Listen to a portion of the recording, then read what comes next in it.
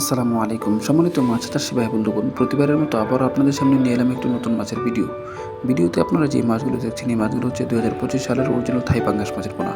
মাছ চাষি ভাই বন্ধুগণ, আজকে আমি আপনাদের সামনে এই থাই পাঙ্গাস মাছ সম্পর্কে কিছু কথা বলবো। তবে যারা আমাদের চ্যানেলের মধ্যে নতুন, অবশ্যই আমাদের চ্যানেলটিকে সাবস্ক্রাইব করে রাখবেন নতুন নতুন ভিডিও পাওয়ার জন্য। তো মাছ চাষি ভাই বন্ধুগণ, সর্বপ্রথম কথা হচ্ছে, আমরা যদি এই মাছগুলো আমাদের পুকুরের মধ্যে কালচার করতে চাই, সেক্ষেত্রে অবশ্যই আমাদেরকে একটি বড় আকারের পুকুর বা মাঝারি আকারের পুকুর নির্বাচন করে নিতে হবে। কেননা এই মাছগুলো আপনার পানির মধ্যে যত বেশি চলাফেরা করতে পারে, তত দ্রুত কিন্তু আপনার এই মাছগুলো বড় হয় বা তত তাড়াতাড়ি সাইজে চলে আসে। তো ওই বিষয়টির প্রতি অবশ্যই লক্ষ্য রাখতে হবে।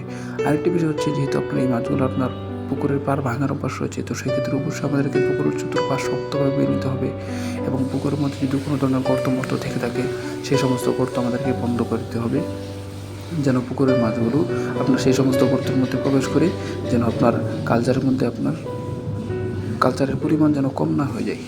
তো এই বিষয়টির প্রতি অবশ্যই আমাদেরকে লক্ষ্য রাখতে হবে।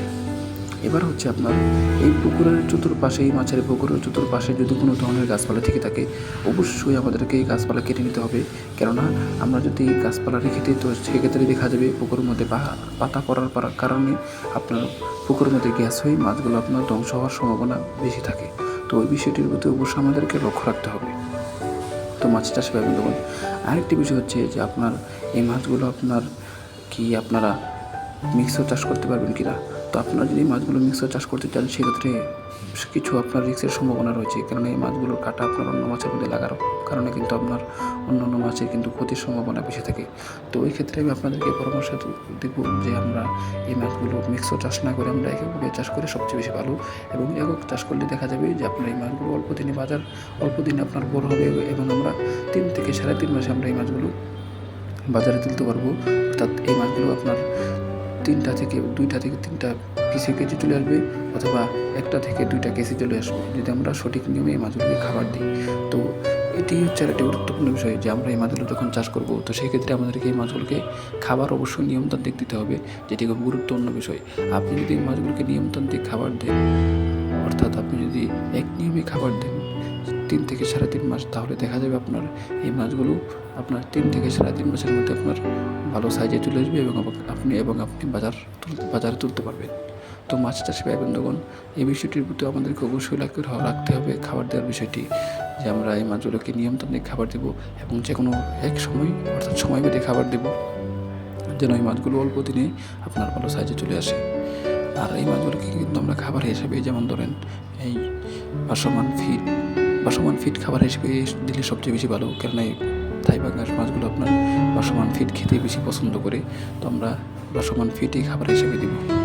তো মাছ চাষে ভাই বন্ধুগণ, আরেকটি বিষয় হচ্ছে, আপনারা এই অরিজিনাল থাই পাঙ্গাস মাছ আপনি যদি অল্প দিনে কালচার করতে চান, তো সেই ক্ষেত্রে অবশ্যই আপনাদেরকে অরিজিনাল থাই পাঙ্গাস মাছ ক্রয় করতে হবে।